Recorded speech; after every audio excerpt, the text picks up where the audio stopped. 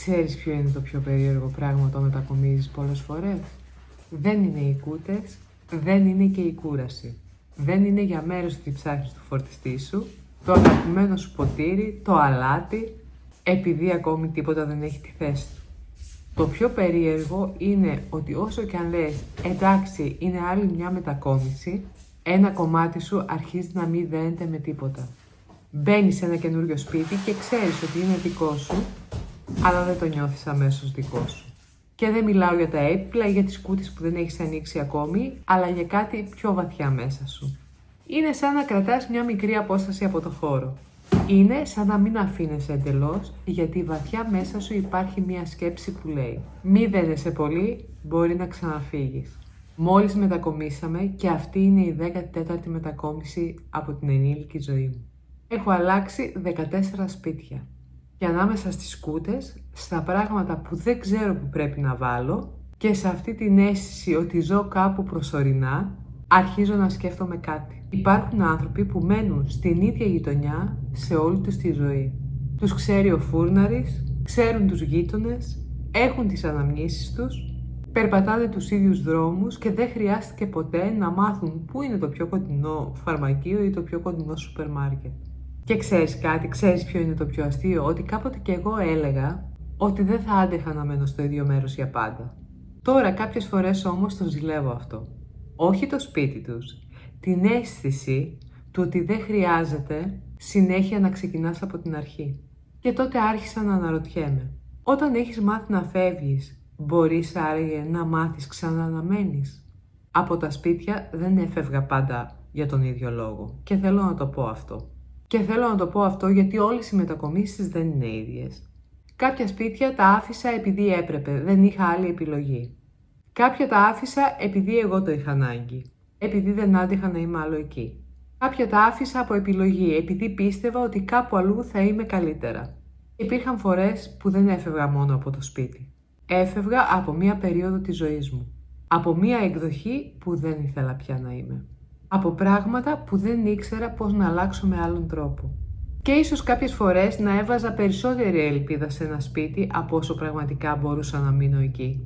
Σαν να πίστευα ότι αν αλλάξω το χώρο, θα αλλάξει και μέσα μου αυτό που νιώθω. Ότι στο επόμενο σπίτι θα ηρεμήσω, ότι στο επόμενο σπίτι θα νιώθω πιο ασφαλής. Ότι στο επόμενο σπίτι θα πω επιτέλους, τώρα είμαι καλά.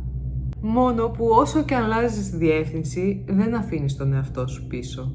Γιατί όταν έχεις κάνει πολλές μετακομίσεις, δεν κουράζεσαι μόνο σωματικά. Δεν είναι μόνο οι κούτες, τα έξοδα, λίστες, τα πράγματα που χάνεις και βρίσκεις μήνες αργότερα. Νομίζω ότι κουράζεται και ένα άλλο κομμάτι σου.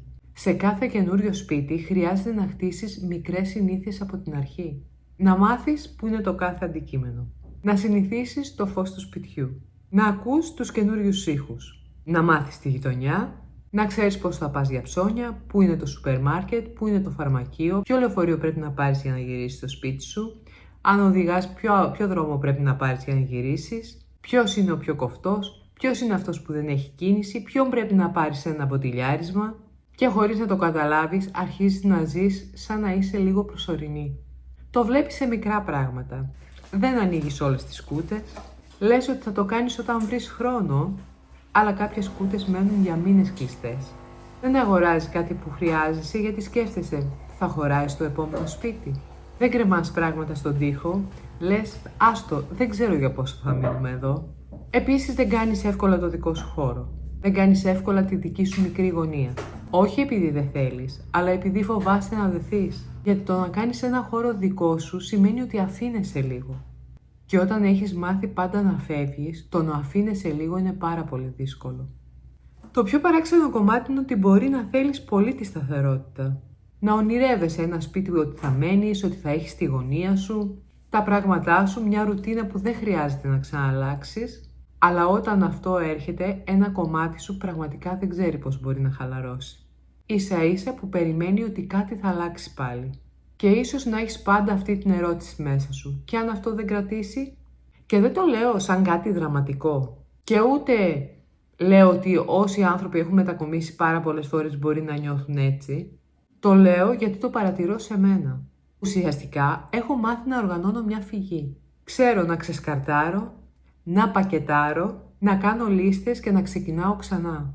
Αλλά δεν είμαι σίγουρη αν έχω μάθει εξίσου καλά να μένω σε ένα μέρος. Να αφήνομαι σε ένα χώρο χωρίς να σκέφτομαι το επόμενο βήμα, τι πρόκειται να συμβεί στο μέλλον. Και ίσως αυτό δεν φαίνεται μόνο στα σπίτια, φαίνεται και σε άλλα πράγματα. Στο πόσο εύκολα περιμένεις ότι μια καλή περίοδος της ζωής σου θα τελειώσει. Στο ότι ακόμη και όταν όλα είναι καλά, είσαι σε ετοιμότητα. Γιατί όταν έχεις μάθει όλα να αλλάζουνε, ακόμη και η ηρεμία φαίνεται ύποπτη. Και ίσως κάποιοι να πούν, μα έχεις σπίτι, τώρα τι παραπονιέσαι. Το ξέρω ότι υπάρχουν γύρω μας άνθρωποι που αυτή τη στιγμή δεν έχουν ασφάλεια. Αλλά δεν είναι αχαριστία να θέλεις να ανήκεις κάπου. Δεν είναι πολυτέλεια να θέλεις να χαλαρώσεις. Δεν είναι υπερβολή να λες ότι δεν θέλω να ξεκινήσω πάλι από το μηδέν. Γιατί μερικές φορές δεν θέλεις πάλι μια καινούργια αρχή. Και επίσης δεν θέλεις να ακούσεις ότι η αλλαγή είναι για καλό πράγμα και όλα γίνονται για κάποιο λόγο. Έχεις βαρεθεί να τα ακούσεις αυτό. Θέλεις απλώς να μην χρειάζεται να προσαρμοστείς ξανά. Θες να μπεις σπίτι σου και να ξέρεις πού είναι όλα σου τα πράγματα. Θέλεις να έχεις μια γειτονιά που δεν χρειάζεται να τη μάθεις από την αρχή. Θες να πας κάπου και να μην νιώθεις πια ότι είσαι η καινούρια. Και νομίζω ότι αυτό είναι κάτι που δεν το λέμε συχνά. Αυτή τη φορά λοιπόν αποφάσισα να δοκιμάσω κάτι διαφορετικό. Δεν θέλω να βλέπω αυτό το σπίτι κάτι ενδιάμεσο ως το επόμενο σπίτι που θα πάω. Θέλω να ανοίξω όλες τις σκούτες, ακόμη και αυτές που συνήθως αφήνω κλειστές. Θέλω να βάλω πράγματα στους τοίχους και θέλω να φτιάξω μία γωνία που μου αρέσει και να μην σκέφτομαι ότι κάποια στιγμή πρόκειται να τη διαλύσω. Και όχι επειδή ξέρω ότι εδώ θα μείνω για πάντα, το ξέρω ότι δεν θα μείνω. Αλλά επειδή εδώ είμαι τώρα. Και ίσως τελικά το να ριζώνεις να μην είναι το πάντα μένω στο ίδιο μέρος. Ίσως να είναι να δίνεις την άδεια στον εαυτό σου να είναι παρόν εκεί που βρίσκεται. Να μην ζεις μισό στο αύριο. Να μην μένεις μισός ανάμεσα σε κούτες. Αν έχεις αλλάξει κι εσύ πολλά σπίτια ή για τους δικούς σου λόγους νιώθεις ότι δεν μπορείς να μένεις συνέχεια στο ίδιο χώρο, θέλω να μου γράψεις. Τι είναι αυτό που σε κάνει να νιώθεις σπίτι? Για κάποιους είναι η τύχη, για κάποιους άλλους είναι οι άνθρωποι. Για κάποιους ίσως είναι η στιγμή που σταματάς να σκέφτεσαι ότι κάποια στιγμή στο μέλλον θα φύγεις από αυτό το σπίτι. Μέχρι την επόμενη φορά να είσαι καλά.